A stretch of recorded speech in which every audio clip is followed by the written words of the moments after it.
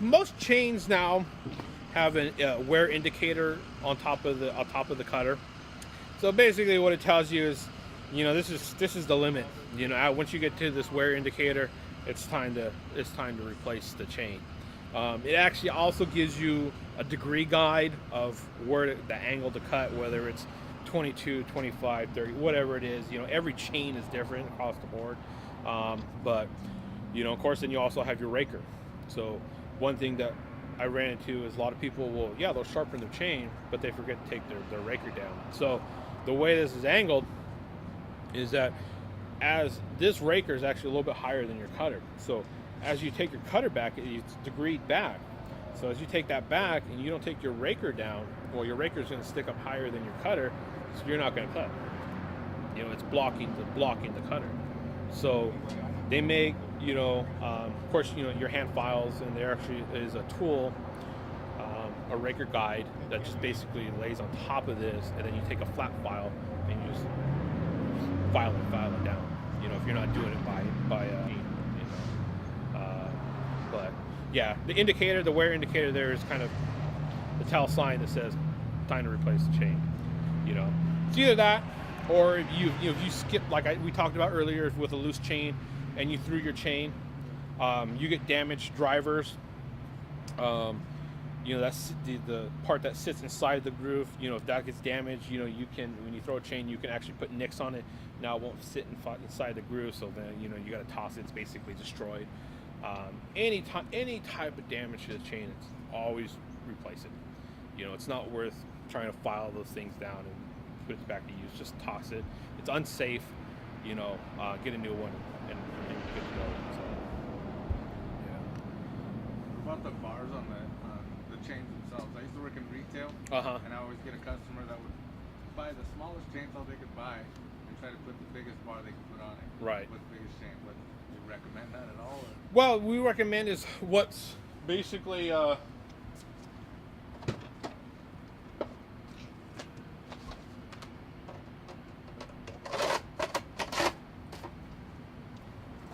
the Echoes. And what you're going to see here on the top there's a yellow tag. So all the saws have it.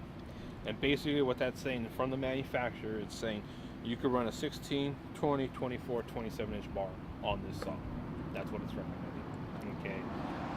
You're going to find anything from 40 cc's and below is probably an 18 inch and below. Okay. You're not going to go any higher than 18 inch on a 40 cc and below saw. Okay. Of course, smaller displacement saw should have a smaller bar on it. You put a larger bar, you're just putting more load on it. You're not going to get the performance out of the way it's designed.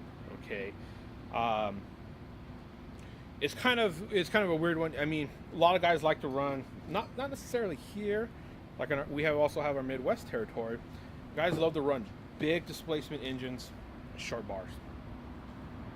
It's completely opposite. Of course, they don't have the big woods, the big trees like we have here in California.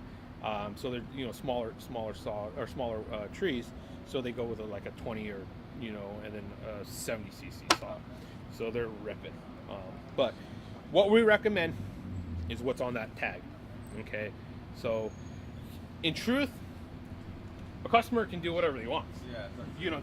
That's up to the customer. If he wants to do it, your recommendation, as when you were doing retail, is we recommend this. This is from the manufacturer. The manufacturer recommends that you run either 12 or 14 inch on this model. This is what we recommend. Anything outside of that will void your warranty, your cause of injuries, and you got to cover your bases with that customer, that side of it. But yeah, so yeah, it's no different than getting a little 4-cylinder truck and putting 36 inch tires on it. It's not going to perform. You're going to have a heck of a time getting it to work properly. And then again, it's unsafe. Because the machine isn't working the way it's designed to work. When we replace the chain, flipping the bar, does that give us any benefit? Inverting Yeah, because it pulls to one side. Correct. So that pulling, pulling from one side is basically wear and tear. You know, you're on metal on metal. You know, again, we go back to the tackiness of oil. We want to make sure we have the proper tackiness. We're protecting that bar and chain. Okay. It can be two things. It could be you're right. Your bar groove is leaned, or the guy who sharpened your chain sharpened the right hand, but then sharpened the left hand. Okay, so now you got sharp chain here. So now you're seeing this instead of this. Okay, but yeah, you can dress bars. They do make files. Most guys take a they use a lawnmower blade sharpening and just basically take it and dress and flatten that bar out, and make it flat again. But you know, you only can dress it probably once or twice, and then you know it's time to replace them. But yeah, flipping is basically the same thing. You know, it's recommend that you dress it. You know, probably every 2 chains. And the other thing that we recommend after you replace your chain, especially on the second time, for the pro saws that run a rim sprocket system, is to change out that rim too. You know, we all know the difference between rim and spur sprocket systems. You know, do we know? So what I've done is we just took the bar cover off, and you know, exposing the sprocket. And we talk about rim sprocket, spur sprocket. The difference between the two is rim sprockets is kind of what you're going to see more on pro saws. Okay, it's more of a pro feature of anything. One thing that people kind of overlook is actually changing out that rim sprocket, and that rim sprocket should be changed out every 2 chains. So every time you change every 2 chains, you should change out the rim sprocket. So what am I talking about a rim sprocket? What's a rim sprocket? You know.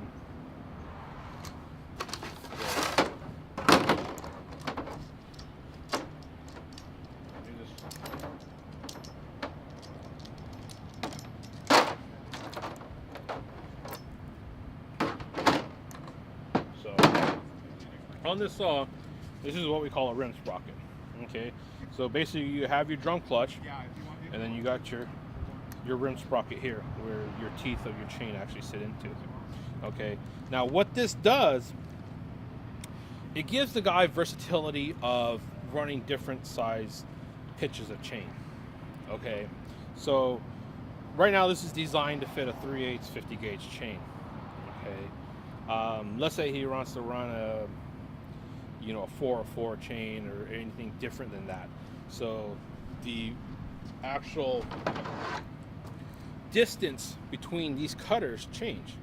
So you got to match those holes to this chain. So it's a lot more inexpensive to change out a rim sprocket than it is a spur sprocket, which is what you're seeing. Is what you're seeing here on a spur sprocket. So the spur sprocket itself is your whole drum clutch. So you're replacing the whole drum clutch versus just taking out and replacing that. Can you show us that to our viewers? This is the. Oh, okay. So that's your rim sprocket. Yeah. So your rim sprocket, which is a different.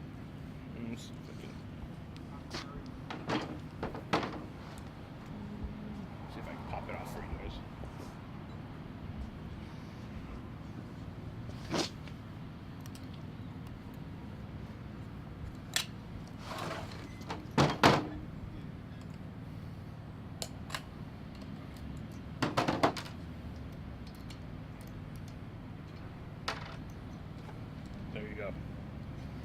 Okay. So that's what you would consider a rim sprocket. That's what you're going to change out every 2 chains. So again, you look at this, it's very similar to a spur sprocket.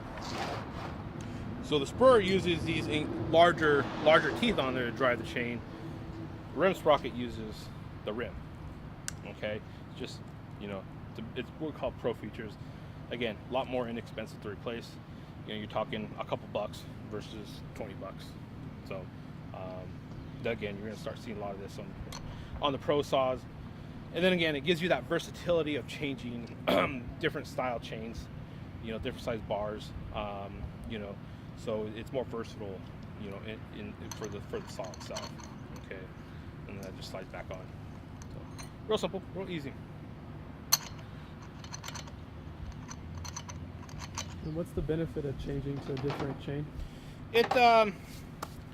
I would say there's a benefit to it. It's just more of a preference, depending on what they're doing. Some guys like, in bigger displacement saws, they like running like 063 gauge. So what I talk about gauge is the thickness of the actual driver is your gauge. Okay, so this is 50 thousandths. So we jump up to 063, so it's a lot thicker. So the guys that are running the bigger 32, 36, 48, 6-foot bars want that thicker driver. They feel that it's more stable inside the bar groove. You know, they don't get wobbly. Okay, so that's, you know, a lot of it has to do with that. It has to do with preference. But you find a lot of the bigger 063 gauge, a bigger thickness on larger displacement saws for that reason.